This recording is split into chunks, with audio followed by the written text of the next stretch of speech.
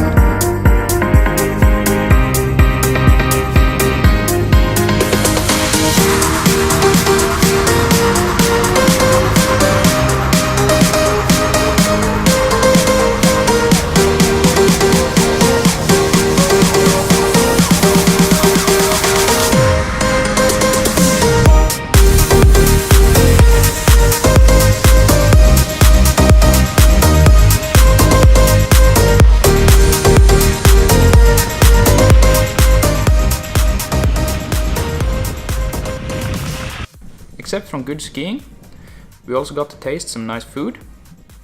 The first day we had lunch at Skarsnuten and enjoyed some pizzas and burgers and watched some stunning views.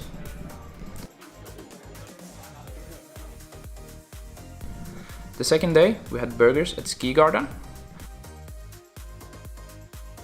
and for the last day we had a buffet at Ski Star Lodge. And since we were staying at Skarsnuten Hotel, we also tried their dinner menu.